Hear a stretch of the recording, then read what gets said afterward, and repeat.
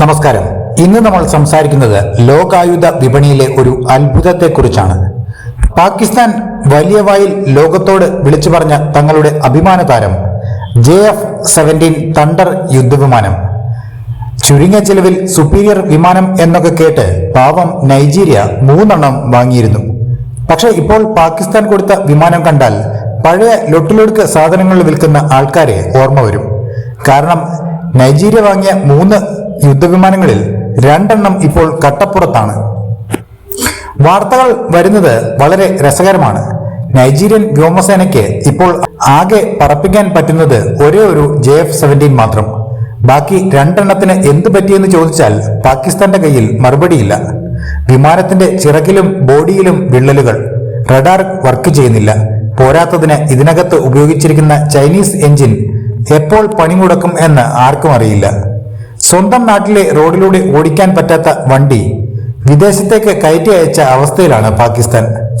Nigeria മാത്രമാണോ ഈ കെണിയിൽ വീണത്? അല്ലേ അല്ല. നമ്മുടെ അയൽക്കാരായ മ്യാൻമറും ഇതേ തണ്ടർ വാങ്ങി പുലിവാല് പിടിച്ചവരാണ്. അവർ വാങ്ങിയ വിമാനങ്ങൾ പറത്താൻ നോക്കിയപ്പോൾ സംഗതി കൊടും വേസ്റ്റ്. ഒടുവിൽ ദേഷ്യം വന്ന മ്യാൻമർ ഭരണകൂടം ഈ വിമാനങ്ങളെല്ലാം നിലത്തിറക്കി പാകിസ്ഥാൻ സാങ്കേതിക വിദഗ്ധരോട് വന്ന് നന്നാക്കി തരാൻ പറഞ്ഞു.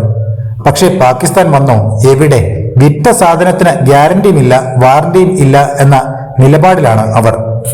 വിമാനം നിലത്തിറക്കി മടുത്ത നൈജീരിയ ഇപ്പോൾ പാകിസ്ഥാനെ സൈഡാക്കി നേരെ ഇറ്റലിയിലേക്ക് വണ്ടി പിടിച്ചു.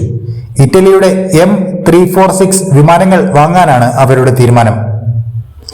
ഇനി ഈ പാകിസ്ഥാൻ സാധനം ഞങ്ങൾക്ക് വേണ്ട എന്നാണ് നൈജീരിയൻ വ്യോമസേനയുടെ പറയാതെ പറയുന്ന നിലപാട്. ആയുധ വിപണിയിൽ പാകിസ്ഥാന് കിട്ടാവുന്ന ഏറ്റവും വലിയ നാണക്കേടാണിത്. പട്ടിണി മാറ്റാൻ വിമാനം വിറ്റ് പണമുണ്ടാക്കാം എന്ന് കരുതിയ പാകിസ്ഥാന്റെ സ്വപ്നങ്ങൾ ഇപ്പോൾ ആകാശത്ത് വെച്ച് തന്നെ തകർന്നു വീണിരിക്കുകയാണ്. സത്യത്തിൽ ഇതിൽ പാകിസ്ഥാനെ മാത്രം കുറ്റം പറഞ്ഞിട്ട് കാര്യമില്ല. കാരണം ഇതിന്റെ പിന്നിൽ ചൈനയുമുണ്ട്. ചൈന ഡിസൈൻ ചെയ്ത് പാകിസ്ഥാൻ അസംബിൾ ചെയ്ത ഒരു ചൈനീസ് കളിപ്പാട്ടം മാത്രമാണ് JF-17 എന്ന് ഒരിക്കൽ കൂടി തെളിഞ്ഞിരിക്കുന്നു. ഗുണനിലവാരമില്ലാത്ത വിമാനങ്ങൾ ഉണ്ടാക്കി മറ്റ് രാജ്യങ്ങളെ പറ്റിക്കാൻ നോക്കിയാൽ ഇതുപോലെ ഇരിക്കും.